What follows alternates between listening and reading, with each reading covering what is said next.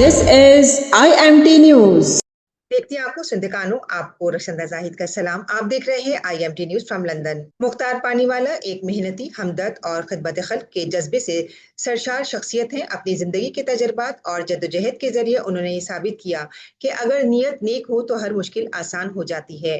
वो बरसों से माजूर अफराद की खिदमत में मसरूफ अमल हैं और इनके मसाइल को समझकर इनके हुकूक के लिए जद्दोजहद कर रहे हैं। उन्होंने मुख्तलिफ फलाही इदारों और समाजी तंजीमों के साथ मिलकर दर्जनों ऐसे मंसूबे मुकम्मल किए जो माजूर अफराद की जिंदगी में आसानी लाएं। इनकी रहनुमाई में दर्जनों लोगों को व्हील चेयर, आले समात, छड़ी, माली मदद और मुख्तलिफ तरबियती मौके फराहम किए गए हैं। मुख्तार पानीवाला की जिंदगी एक मिसाल है कि किसी भी कम्युनिटी की खिदमत दिल से की जाए तो तब्दीली जरूर आती है। उन्हें न सिर्फ यूनिवर्सल मेमन ऑर्गेनाइजेशन बल्कि पूरी मेमन कम्युनिटी फख्र से देखती है। मुख्तार पानीवाला की मुतासिर कुन सवाने उम्री कई अकसाद पर मुश्तमिल है। देखते रहिए और हमारे साथ जुड़े रहिए। आइए देखते हैं part 9। Hey everyone, I'm Mukhtar Pani Wala, President of the Disabled Wing at the Universal Memon Organization. Welcome to my podcast, where today we're going far, far beyond Earth, to a place where about 15 countries set aside their differences and built something extraordinary, the International Space Station, or ISS. Together, we're going to explore how this global partnership was born, what life is like inside the ISS, how long it'll keep floating above our heads, what might happen to it after retirement, all the one-of-a-kind experiments that happen up there, and a few extra details you might not hear anywhere else. So let's start with the global teamwork that makes the ISS possible. Back in 1998, 15 nations joined hands and signed a historic agreement. The United States, Russia, Japan, Canada, and 11 countries from Europe. These include France, Germany, Italy, the UK, and more, all part of the European Space Agency. That's what's so special. Some were former rivals, some were scientific powerhouses, but everyone decided to invest in peaceful space exploration. Think about that for a second. Managing politics, budgets, technology, and even languages. They built on this giant trust, and over 2 decades later, astronauts from more than 20 countries, including most recently India, Poland, and Hungary, have lived and worked aboard. Okay, so what's actually inside this orbiting science city? Picture a huge structure the size of a football field, made from more than a dozen pressurized modules, all linked together in orbit like Lego blocks, except way, way more high-tech. The ISS is divided into Russian and American sections, though it also includes rooms contributed by Europe, Japan, and Canada.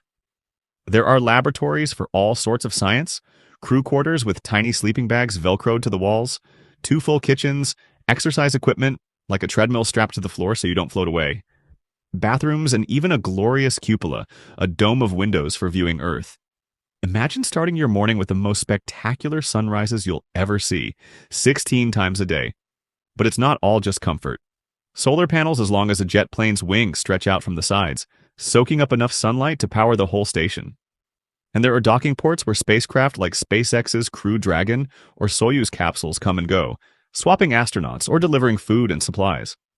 Now let's talk about time. How long will the ISS keep going? Well, the first section went up in 1998, so it's been orbiting Earth for more than 25 years. Right now, the main partners plan to keep using the ISS until at least 2030. After that, most likely it will be gently guided to a safe splashdown in the Pacific Ocean, sometimes called the spacecraft cemetery. Some modules or parts might end up in museums as pieces of space history. And even as this ISS chapter closes, private companies in some countries are already working on next-generation commercial space stations, so the science will carry on. So what happens inside that can't be done anywhere else? This is where ISS truly shines. In microgravity, where up and down sort of lose their meaning, science takes a whole new direction. Astronauts have run thousands of experiments that literally can't be done on the ground. For example, scientists grow protein crystals in space that are impossible to grow as perfectly on Earth, helping develop new medicines. They watch how human bones and muscles waste away in weightlessness, leading to new treatments for osteoporosis and muscle loss back home. Flames behave in crazy ways. One experiment showed tiny blue balls of fire that don't happen anywhere on Earth. The ISS has tested 3D printing of human tissue, paving the way for future organ repair. Even the way bacteria or fluids behave in space is different, leading to innovations in water purification and air filtration. Technology is now used back on Earth, especially where clean water is scarce. The ISS is also a front row seat for understanding Earth. Astronauts look back at our planet to track hurricanes, wildfires, and air pollution, taking real-time images and data that help scientists respond faster. Space is the ultimate monitoring station. And then, of course, you have all the intangible things, friendships that span nations, astronauts learning each other's languages and cuisines, crises solved together, and that eye-opening experience when you realize there are no borders from 400 kilometers up. Our planet is just one fragile, beautiful home. Here's one extra detail that always gets me. Almost every invention to keep astronauts healthy, like recycling air and water or compact fitness equipment, has been adapted to help people in hospitals, disaster zones, or remote villages on Earth.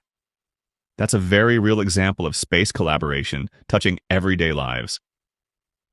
To sum it all up, the International Space Station is far more than just metal and wires flying above us. It's proof of what's possible when about 15 countries set aside their differences and chase knowledge together. Inside are laboratories, living quarters, windows, and dreams, kept alive by astronauts and scientists from all over the world. The ISS will orbit for a few more years, then gracefully bow out. But the research, discoveries, and international friendships will keep paying off for generations. Thanks for joining me, Mukhtar Pani Wala, President of the Disabled Wing at Universal Memon Organization. Whenever you look up and spot that moving light in the sky, just know there's a little piece of human hope racing by. Rakshinda Zahid, IMT News, London.